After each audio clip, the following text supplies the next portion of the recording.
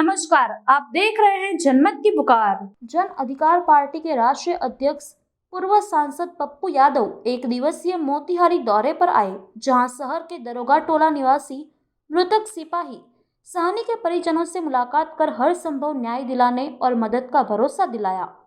उसके बाद शहर के एक निजी होटल में प्रेस वार्ता कर बिहार और केंद्र की सरकार पर जमकर निशाना साधा। प्रेस वार्ता को संबोधित करते हुए उन्होंने कहा कि बिहार का सिस्टम ताकतवर दलालों के हाथों बिक चुकी है। गरीब जनता को न्याय देने के बजाय घटनाओं को दबाने का भरपूर प्रयास किया जाता है। यहाँ प्रशासन बड़े नेताओं और माफियाओं का सुनता है, गरीब का आंसू कौन पोंछता है।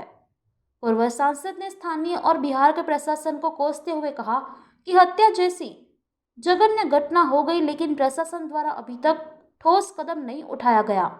जाप सुप्रीमो पप्पू यादव ने कहा कि जिस प्रकार कानून व्यवस्था बिहार में दिख रही है, उससे यही लग रहा है कि पूरे बिहार का प्रशासनिक व्यवस्था मर चुकी है। केवल प्रशासन शराब, बालू माफिया और जमीन माफिया के पीछे पड़ी हुई है। जाप सुप्रीमो श्री यादव ने कहा कि अरेराज कोर्ट के आदेशपाल संजय ठाकुर और दरोगा टोला निवासी सिपाही सहनी के परिजनों को न्याय दिलाने के लिए मजबूती से संघर्ष करूंगा। इस घटना की जानकारी मुख्यमंत्री और वरीय अधिकारियों दूंगा और अविलंब अपराधियों की गिरफ्तारी और स्पीडी ट्रायल के तहत सजा दिलाने का मांग करूंगा।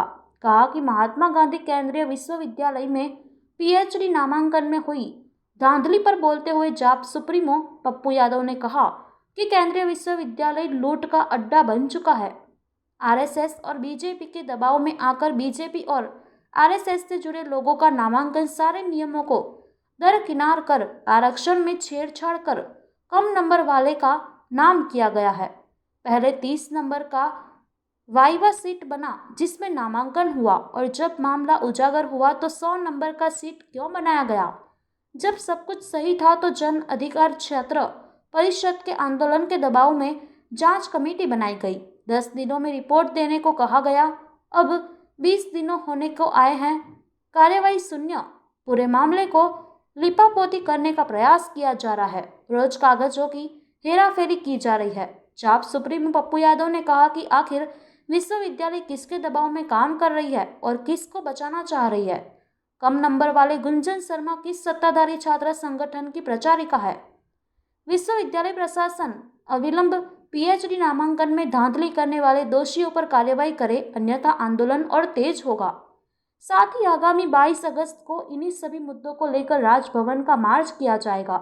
मौके पर पार्टी के प्रदेश उपाध्यक्ष सुरेंद्र त्यागी, जिलाध्यक्ष पवन कुमार सिंह, प्रदेश महासचिव सह प्रवक्ता अभिजीत सिंह, प्रदेश सचिव सह पूर्व प्रत्याशी अंकुश कुमार सिंह, प्रदेश सचिव बिट्टू दुबे, अविनाश तिवारी, छात्र प्रमंडल अध्यक्ष आकाश कुमार सिंह, युवा प्रदेश महासचिव धीरज कुमार सिंह, युवा जिलाध्यक्ष नूरेन आलम, जाप नेता अनिरुद्ध यादव, ओम प्रकाश यादव, प्रेम यादव, छात्र नेता पुन्नू सिंह, लक्ष्य सिंह, मोहम्मद नबी उल्लाह, हम्माद जफर खान, तैबान आलम, शाहबाज कमर आदि मौजूद थे।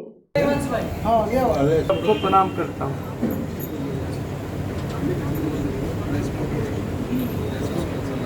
जो लोग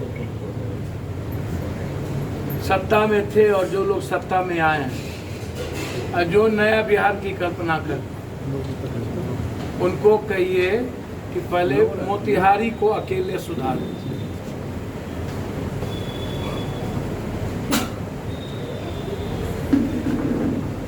महात्मा गांधी पश्चिमी चंपारण की आजादी नीलगाय या चंपा वाल्मीकि,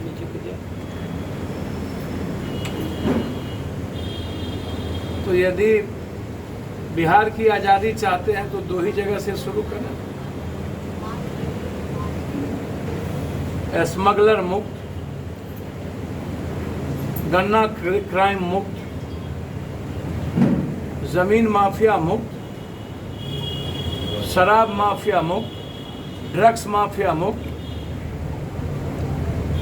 ये जितने माफिया हैं इनसे पहले कहिए कि वो हमको लड़के दिखा दे, एक नाम लेके दिखा दे।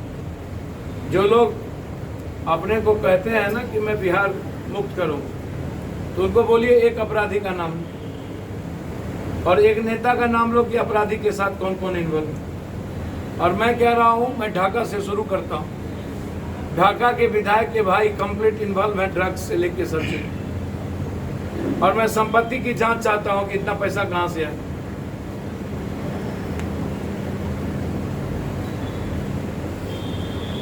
मैं इस इलाके के सभी एमपी एमएलए के 20 साल पहले क्या संपत्ति थी, 20 साल के बाद क्या संपत्ति है, मैं जांच चाहता हूं। पहली बार यहाँ के विधायक किसी के घर पर गए, कोरोना में नहीं निकले। एक विधायक यहाँ शायद गन्ना मंत्री थे, उन्होंने अगले बार नरेंद्र भाई मोदी जी को दूध का चाय पिला रहे थे इसी मीट से। हम जानना चाहेंगे कि 2 आत्महत्या हुई, कितने मौतें हुई, और लगभग जमीन और लगभग फैक्ट्री यहाँ से टूट गई, बिक गई।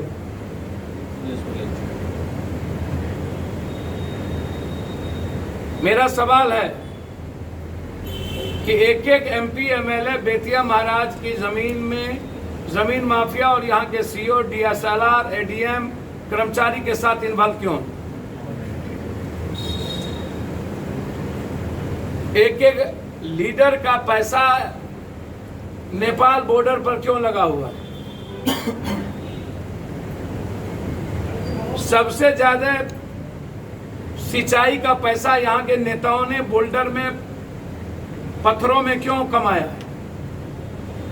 झील से कितने पैसे कमाए? और जिस पश्चिमी चंपारण की आजादी की बात में अच्छा है, ईमानदार फेस है, ईमानदार फेस है। और यदि देश का विपक्ष नरेंद्र मोदी जी को गुजरात से प्राइम मिनिस्टर बना के गुजरातियों का सारा वोट और बनारस से चुनाव लड़के वोट ले सकते हैं, तो कल के दिन यदि प्राइम मिनिस्टर बनने वाले कांग्रेस में एक से एक लोग हैं, तो हम किसी को प्राइम मिनिस्टर तो नहीं बनाएंगे, ना मेरी औकात है। लेकिन देश का विपक्ष यदि नीतीश जी या किसी और जी के चेहरे पर तैयार हो गए, तो बिहार के लिए इससे बड़ा गौरव क्या हो सकता है जनाब? पहली बार प्राइम मिनिस्टर यदि बिहार को मिलेगा तो हम तो नाचेंगे। लेकिन पप्पू यादव कह दे कि वो पीएम का मटेरियल है, ये पागले ना हम होंगे। पप्पू यादव सिर्फ यह कह सकता है कि नीतीश कुमार एक ईमानदार फेस है और हम उनकी इज्जत करते हैं। पप्पू यादव पॉलिटिकल एक्टिविस्ट बड़े हैं या सोशल एक्टिविस्ट? सर ये तो तय जनता करेगी ना कि अपने मियाँ मिट्ठू हम बन जाए। क्योंकि हम देख रहे हैं कि आप पॉलिटिकल एक्टिविस्ट से ज्यादा सोशल एक्टिविस्ट। सर हम अपने मियाँ, अच्छा हम यहाँ मर्डर हुआ तो सर की अब औकात नहीं है। आप लोग जिंदा हैं, भगवान भरोसे समझिए। जितना देर चल रहा है समझिएगा किस्मत के भरोसे चल रहा है। किसको दोषी मानते हैं सर? सोसाइटी नेता, पदाधिकारी, सोसाइटी बगल में रह करके लड़ने की हिम्मत नहीं जुटाता है। इतना मर्डर हुआ, एक बार भी उस बच्चे की मौत हो गई, सोसाइटी लड़ा।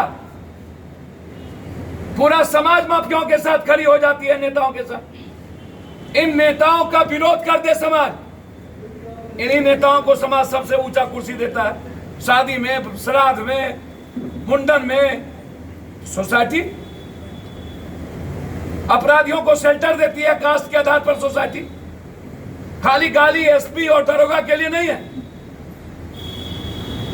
सर, पूरा पैसा इन्वॉल्व किसका है? सरकार दोषी नहीं है इसके लिए सर। नेता पदाधिकारी, नेता पदाधिकारी बिहार में जो सरकार बनी है सर, इसके पहले हम 40 बार आ चुके हैं ना। रामगढ़वा में हत्या हुई थी तो सरकार कौन सी थी? कैप्टन की हत्या हुई थी तो सरकार कौन सी थी? आरटीआई की हत्या हुई थी तो सरकार कौन सी थी?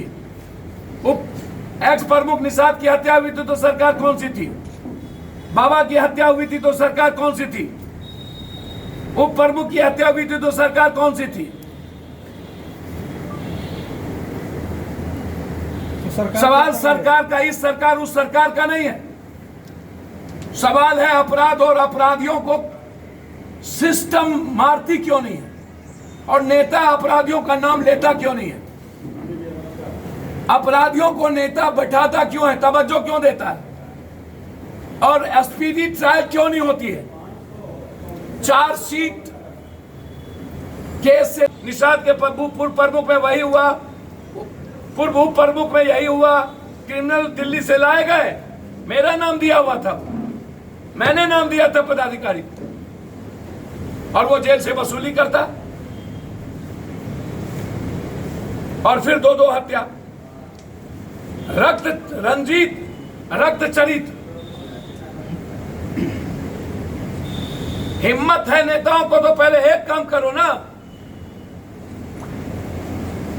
मिल करके माफियाओं के खिलाफ जंग लड़ो, सारा काम छोड़ दो। पत्रकारों पर हमला, कल हम कहां थे? प्रभात खबर के पत्रकारों को जहां गोली मार दी गई, सिमतुल्ला में थे। उस परिवार को खाने तक के लिए कुछ नहीं था।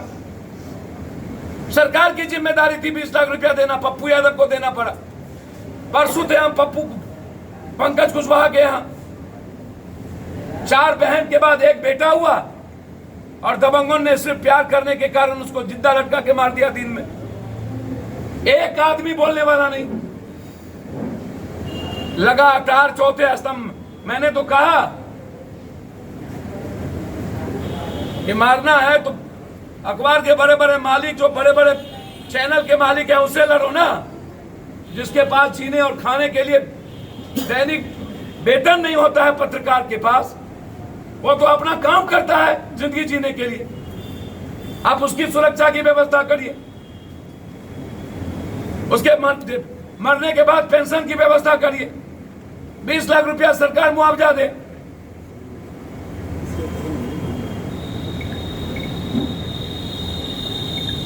जो बच्ची मरी कोर्ट में, जो बड़ी, उसके यहाँ तो अब कोई बचा ही नहीं। मैं उनकी बेटी की नौकरी की मांग अभी उठाया हूं, एसआईटी से जांच की मांग किया। और टाउन में जो मर्डर हुए, इसमें भी मैं एसआईटी की जांच की मांग करता हूं। और मैं भगवान, अब मुझे लगता है कि मैं भगवान से प्रे करूंगा कि मोतिहारी बेटिया को कोई बचा ले। पत्रकार जी कब कौन किसको मार देगा? मात्र 2000 से 5000 के बीच में मर्डर। कोरेक्स 2 बोतल इधर से उधर पहुंचा दीजिए, 2000 रुपया दीजिए, 1 कट्टा दीजिए, मर्डर। गिरिराज सिंह जी पर 420 से लेकर के 8 केस हैं या नहीं? जिस मिश्रा होम मिनिस्टर का बेटा किसान पर गाड़ी चढ़ा दिया, उस पर 9 मर्डर केस है या नहीं? तो बिहार में जो सरकार बनी है आजकल आप काफी नरम दिख रहे हैं। हम कहां पर नजर, कब क्या नजर? हम तो कह रहे हैं कि मंत्री नहीं बनाना चाहिए, हम तो कह रहे हैं उस मंत्री को रिजाइन करना चाहिए। कौन नरम दिख रहा है सर? मैंने कहा कि आनंद मोहन जी बीजेपी के साथ थे तो ठीक, आनंद मोहन जी को घर नहीं जाना चाहिए था। हमसे पूछिएगा तो हम बोलेंगे, लेकिन जब आनंद मोहन जी बीजेपी के साथ थे तो ठीक, बबलू सिंह बीजेपी के साथ थे तो ठीक, और आनंद मोहन जी उधर चले गए तो बेठीक।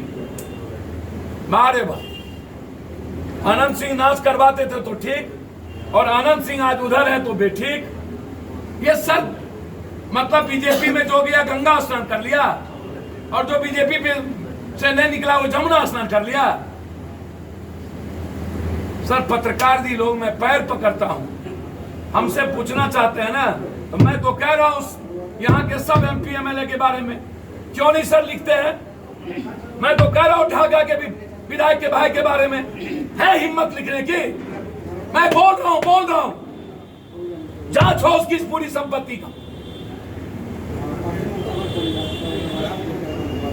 मैं तो कह रहा हूं कार्तिकेयन को मिनिस्टर नहीं बनाना चाहिए था। यदि बनाना भी चाहिए था तो लॉ मिनिस्टर नहीं, हड़बड़ी में नहीं। और कार्तिकेयन जी को मिनिस्ट्री से इस्तीफा देना चाहिए नीतीश कुमार के फेस को बचाने के लिए। मैं तो बोल रहा हूं।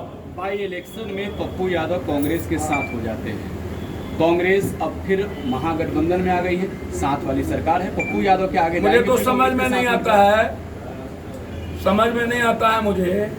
शिंदे में चले गए, अभी आप झारखंड की सरकार तोड़ रहे थे, कर्नाटक की सरकार आपने तोड़ी, मध्य प्रदेश का सरकार आपने तोड़ा, कांग्रेस से आपने CM ला करके आसाम में बना दिया।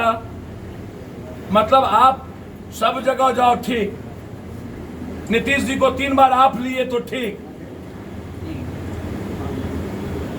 कौन अब किसके पक्ष में? हम तो कह रहे हैं कि किसी भी कीमत पर अपराधियों पर जिस पर केस है, चाहे बीजेपी हो, चाहे आरजेडी हो, चाहे कोई पार्टी, सर सीडीआर के मुताबिक 37.8% आपराधिक मुकदमे दर्ज है बीजेपी के एमएलए एमपी पर, और उसके बाद क्षेत्रीय पार्टी पर, और उसके बाद कांग्रेस पे। अगर आपने हमारा अभी तक चैनल सब्सक्राइब नहीं किया है तो कृपया चैनल सब्सक्राइब कर लें, लाइक करें, शेयर करें, कमेंट करें। तो मिलते हैं फिर किसी और खबरों के साथ। नमस्कार।